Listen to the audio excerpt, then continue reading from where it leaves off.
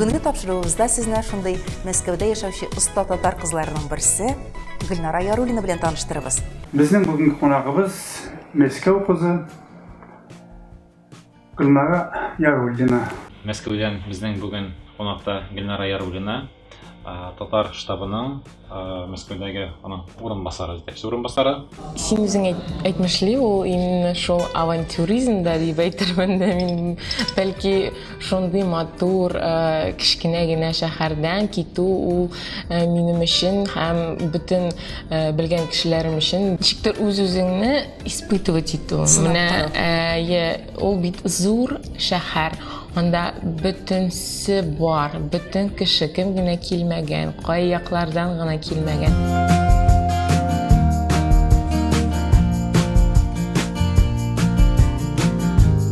Когда мы ходили на концерты, на мероприятия татарские, мы познакомились с руководителем, главным идейным вдохновителем штаба татар Москвы Ямалием Рустам Фаизовичем. И именно там мы начали знакомиться с татарами Москвы. Очень приятно то, что в штабе татар происходят такие встречи, которые для каждого являются судьбоносными. В штабе находят работу, находят свою судьбу, находят своих идейных вдохновителей, находят партнеров по бизнесу, по работе.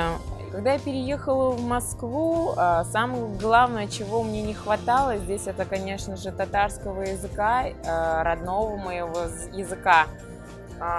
Когда я росла в Казани с родителями, каждое утро я просыпалась под татарскую музыку, под татарскую речь моих родителей, папа, мама, которые всегда разговаривали со мной только на татарском языке.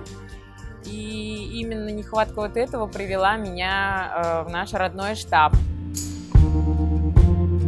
Үз телегезне саклагыз, татар телендә сөйләшегез, белсәгез, белмәсәгез, уялмагыз. Һәм шуңа күрә бу бит безнең өчен иң мөһим. Без шуның өчен бу эшләрне эшлибез сезнең өчен. Татар телендә балаларыгызны өйрәтегез сөйләшергә. Һәм һәр вакыт бердәм булыгыз, бер-берегезгә булышыгыз. И без дә сезне шулай итеп һәр вакыт җылы итеп каршы алабыз үзебездән Мәскәүдә кунакта. Телебезне онытмаска, тияниләр белән сөйләшергә, балаларга бу тел проблемасын әлбәттә белдерергә һәм бу бит инде гаиләдән тора. Ничек гаиләсен корасың, балаларыңа нәрсә күрсәтәсең, синең төп максатларыңны бу дөньяда, алар да шуны күреп, белеп яшиләр. Недаром говорится, настоящий татарин не тот, у кого родители татары, а тот, у кого внуки татары.